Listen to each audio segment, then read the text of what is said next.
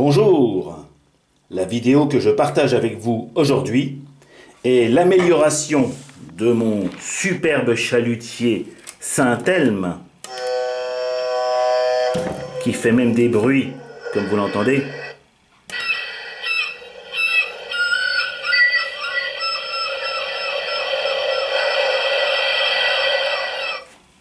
Et qui est aussi à vapeur, ce qui n'était pas le cas dans la réalité, mais ce n'est pas le propos de cette vidéo.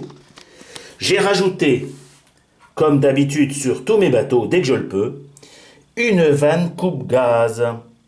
Cette vanne coupe-gaz provient de chez Anton. Alors pourquoi ai-je pris une Anton par rapport à une JMC, qui sont aujourd'hui les deux seuls fabricants officiels en France de matériel vapeur? C'est que tout simplement, la vanne coupe-gaz Anton est conçue pour des tubes de 2 mm de diamètre extérieur. Il se trouve que ce bateau était équipé de tubes de 2 mm extérieur pour la partie gaz. Et donc, j'ai choisi tout naturellement de fabriquer une sorte de petit support qui appuie.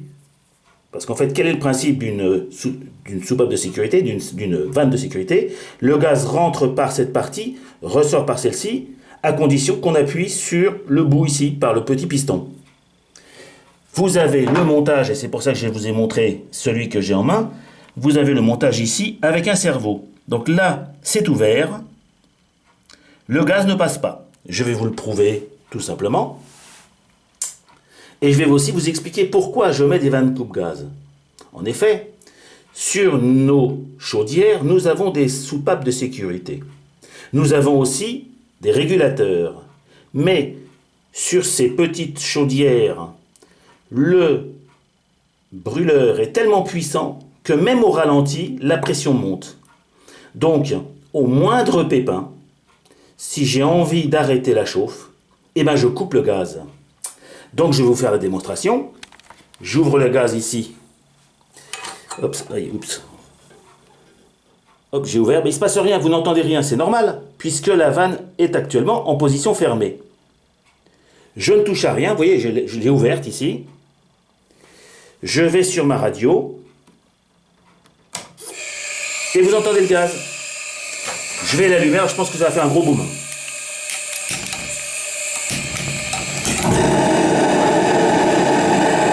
Voilà. J'ai envie de couper le gaz. Action. Et voilà. Sécurité enclenchée. C'est quand même pas désagréable. Je vous expliquais que la pression monte. Là, bon, j'ai déjà chauffé, ça va aller vite. J'ai une pression quasi nulle. Je mets en chauffe, j'ouvre la sécurité gaz.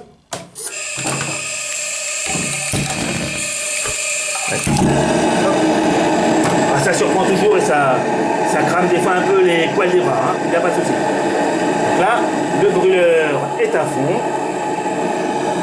Je peux le régler ici, bien sûr. Je peux baisser un petit peu si je veux. Mais comme je veux de la chauffe rapide, je le mets à fond. Et vous allez voir la pression tout de suite grimper.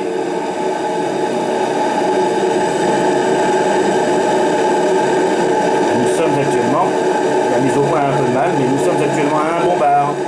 Je le régule toujours à 2 bars environ.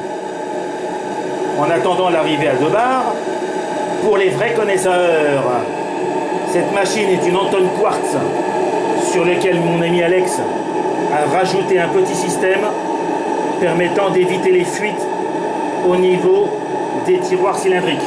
Bon, c'est un peu technique, mais ceux qui connaissent reconnaîtront l'astuce. Donc j'ai papoté,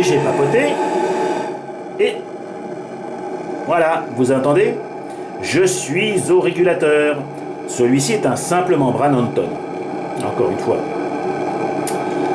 Maintenant, je suis obligé de régler ce régulateur de manière à ce que le brûleur ne se souffle pas. C'est très sensible un brûleur. Si je soufflais dessus, je l'éteindrais.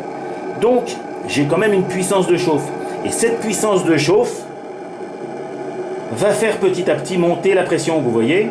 il a régulé à partir des 2 bars, mais je ne bouge pas, et la pression tout doucement va monter. Il est vrai qu'en navigation, je reste rarement très très longtemps immobile, et j'utilise le bateau, c'est quand même l'objectif. Mais il peut arriver qu'on attende. Alors, je ne risque rien, puisque comme je vous l'ai dit, j'ai ici...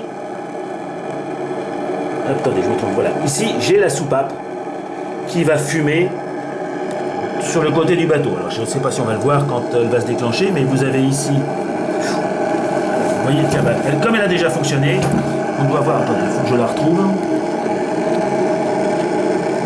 Alors, elle est positionnée où, ma petite soupape? Voilà. Vous voyez, comme la soupape a déjà un peu servi une fois, mais il y a toujours des résidus de fuite. Donc, j'ai toujours un peu de vapeur qui ressort. C'est une sécurité, ça crachouille un peu, mais ça c'est pas grave. Donc cette sécurité supplémentaire fait que de toute façon la pression de la chaudière ne dépassera pas la pression de sécurité. Donc à partir des 4 bars, on y arrive tout doucement, à partir des 4 bars, je vais perdre la vapeur. J'ai pas le choix parce que de toute façon, si je baisse plus le réglage de mon régulateur, je perds la flamme. Donc c'est un compromis entre la puissance de la chauffe et puis voilà. Alors je peux éventuellement essayer de réduire un tout petit peu la flamme ici avec la vanne d'entrée. Mais ça sert à rien parce que de toute façon je suis en régule. Donc la régulation fait déjà qu'on a coupé artificiellement l'arrivée du gaz. Donc vous voyez, malgré tout, je suis monté tranquillement aux 4 bars. Et je fume. Enfin, pas moi. Ma soupape commence à... Vous voyez, là, on voit vraiment de la... Regardez, là, on voit vraiment... Voilà, ça y est, elle se déclenche. Donc ça, c'est la sécurité. Je perds maintenant toute la vapeur qui sera produite au-delà des 4 bars de ma soupape de sécurité. Donc, je peux vous dire qu'il n'y a aucun intérêt à rester immobile trop longtemps et à perdre sa vapeur ainsi. Voilà.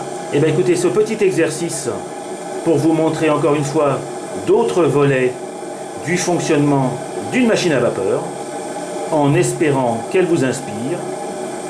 Et je l'imagine bien, vous allez me dire, il manque quelque chose à cette chaudière. Eh bien, devinez ce qui manque. Au revoir les amis. Ah, et avant bien sûr de vous dire au revoir, qu'est-ce que je vais faire? Sécurité. Et dans quelques secondes, hop, sujet clos.